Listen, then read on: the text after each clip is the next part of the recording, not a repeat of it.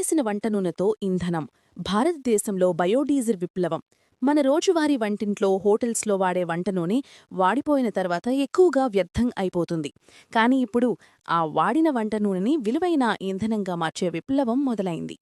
భారతదేశంలో ఎఫ్ఎస్ఎస్ఏఐ మరియు ఎనర్జీ శాఖ కలిసి వాడిన వంట నూనె, యూజ్డ్ కుకింగ్ ఆయిల్తో బయోడీజిల్ తయారీకి పెద్ద ప్రోత్సాహమిస్తున్నాయి. ఇప్పుడు ముంబై, చెన్నై, కోయంబత్తూర్ లాంటి నగరాల్లో కొన్ని స్టార్టప్ కంపెనీలు, రెస్టారెంట్లు, ఫుడ్ బిజినెస్ల నుంచి వాడిన వంట నూనె సేకరించి దాన్ని పరిశుద్ధం చేసి బయోడీజిల్గా మార్చుతున్నాయి. ఇది కేవలం డీజిల్కి మాత్రమే కాదు, విమాన ఇంధనంగా సస్టైనబుల్ ఏవియేషన్ ఫ్యూయల్ (SAF)గా ఉపయోగించేందుకు కూడా పరిశోధనలు జరుగుతున్నాయి.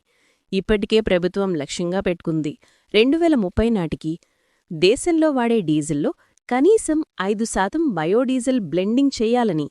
ప్రస్తుతం అది 1% కన్నా తక్కువగానే ఉన్నప్పటికీ ఈ రంగంలో కొత్త అవకాశాలు విస్తరిస్తున్నాయి. ఇది 2 విధాల ప్రయోజనకరం.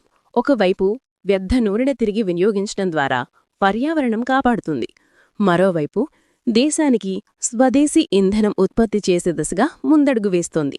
వాడిన వంట నూనెను వృధా చేయొద్దు, అది రేపటి ఇంధనం కావచ్చు అనే సందేశంతో రూకో రీపర్పోజ్డ్ యూజ్డ్ కుకింగ్ ఆయిల్ కార్యక్రమం దేశవ్యాప్తంగా అమలవుతుంది.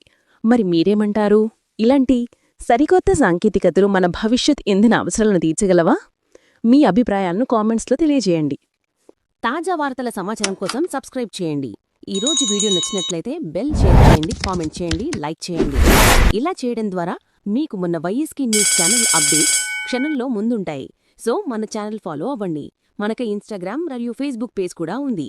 అవి మన వైఎస్కే న్యూస్ ఛానల్ లింక్ బయోలో లింక్ పెట్టి ఉంచడం జరిగినది. ఈ వీడియోని వాచ్ చేసినందుకు ధన్యవాదాలు.